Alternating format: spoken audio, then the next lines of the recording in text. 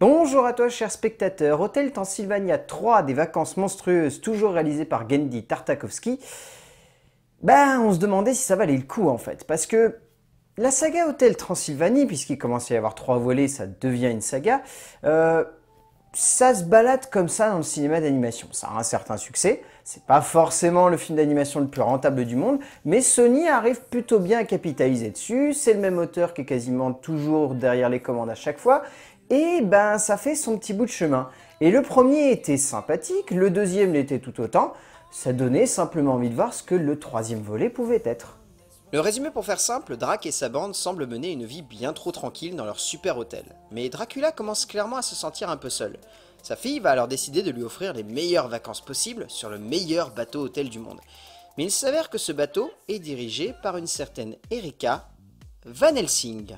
Et je crois qu'on peut ajouter Hôtel Transylvanie à la liste des sagas d'animation qui fonctionnent bien, parce que le troisième film est, je trouve, presque un petit cran au-dessus des deux précédents. Même si les deux précédents étaient bien, je trouve que celui-là a réussi à trouver le bel équilibre entre un beau message et une belle forme. C'est à la fois un film d'animation où le design et l'originalité des personnages ressortent complètement. On sent que Genndy Tartakovsky, ça y est, il s'est complètement accaparé cet univers-là et il en a fait son univers à lui. Et en plus, c'est une histoire qui est plutôt touchante, extrêmement sincère, bien amenée, qui n'en fait pas trop, qui sait à quel moment doit s'arrêter. Et du coup, que demander de plus? Quand un cinéma d'animation arrive à le faire aussi bien, et en plus en s'agissant du troisième volet, on a envie d'acheter tout de suite et d'en voir presque plus après. Dans le monde de l'animation, si vous faites le tour un peu de toutes les séries qui en font partie, il y en a peu dont les deuxièmes voire troisièmes parfois épisodes sont réellement bons ou en tout cas un peu surprenants par rapport aux précédents. Mais heureusement pour nous, il y en a de temps en temps. Genndy Tartakovsky, qui revient pour la troisième fois derrière la caméra pour capter les aventures de Drac, nous offre un troisième métrage dans la pure veine des deux précédents films, donc en soi, c'est efficace, c'est entraînant, c'est assez juste et délirant pour faire en sorte que l'on prenne notre pied devant un divertissement pour toute la famille, bien allumé comme il faut. En termes d'écriture, donc Michael McCullers et Genndy Tartakovsky s'y recollent une nouvelle fois. Ce qui fait la grande force ici de ce volet-là, on va dire que le premier misait vraiment sur son histoire, le deuxième était un peu cet entre-deux, entre animation réussie et histoire plutôt intéressante.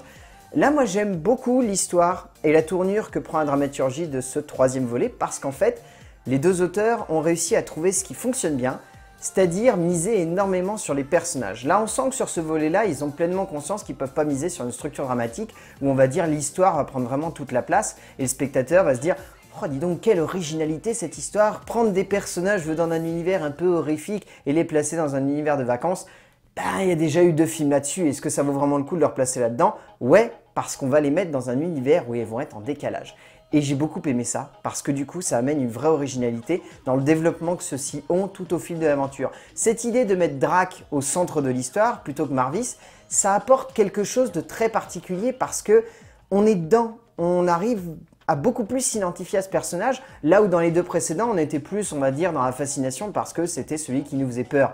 Là, c'est plus le cas. Il nous fait plus peur et donc le vrai intérêt, c'est de se plonger corps et âme dans le développement de ce personnage et voir jusqu'où les deux auteurs vont être capables de l'amener au fil de la dramaturgie. Et j'ai beaucoup aimé ça parce qu'en plus, au-delà de miser vraiment sur le personnage de Drac, ils arrivent vraiment à créer toute une petite histoire autour de lui et à créer une vraie évolution qui lui est propre. Et ça, on voit pas si souvent que ça des manières de concevoir les personnages ainsi.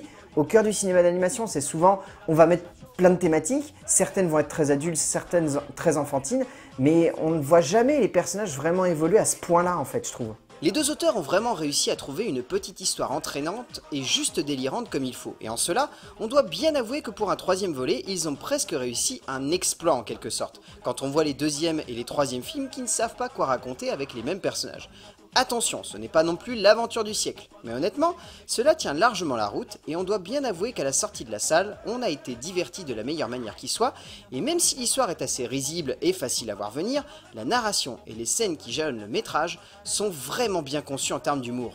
En termes d'animation, donc c'est toujours Genndy Tartakovsky qui s'y colle en mise en scène, et je trouve que là, sur ce long métrage-là, il a vraiment pleinement investi un style qui lui est propre. Le travail de la 3D, le jeu avec l'animation, le travail des textures, toute l'adaptation des personnages, On sent que sur ce volet-là, il a vraiment décidé de dire « Regardez, ça m'appartient ». C'est un petit peu comme quand il y avait eu le laboratoire de Dexter qui avait lancé un petit peu toute cette veine avec les super nanas, etc.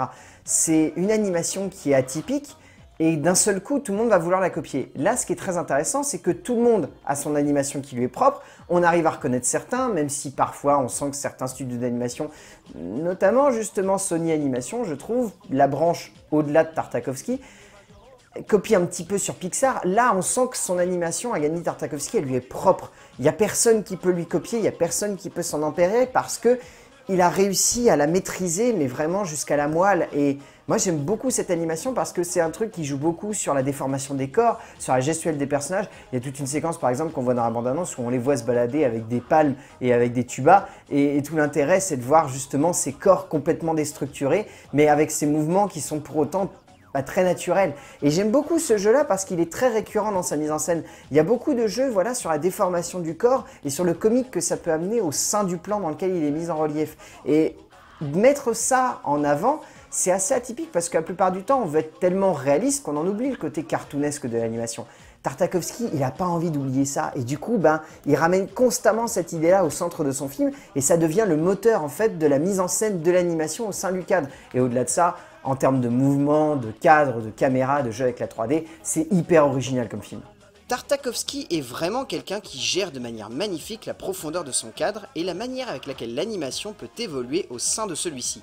Et c'est cela que je trouve assez génial et que l'on ressent dès les premières minutes. Car oui, ce n'est pas du Pixar, et ça a son identité propre. Le studio a trouvé entre les mains du cinéaste un moyen d'exploiter au mieux tout le potentiel d'une animation qui ne se confonde pas avec une autre, mais qui soit d'une grande et géniale originalité, parvenant à créer un ensemble qui a une dynamique impressionnante et juste tout du long de l'œuvre et de l'enchaînement des séquences. En termes de doublage, je trouve les doubleurs français excellents, tous. Ça serait très compliqué de tous les citer, mais j'ai beaucoup aimé parce que c'est des voix qu'on connaît par cœur, c'est des voix qu'on a entendues à gauche et à droite, il y a le doubleur d'Al Pacino, il y a plein de trucs comme ça, on les connaît vraiment par cœur, ces voix, et elles font partie intégrante du cinéma d'animation.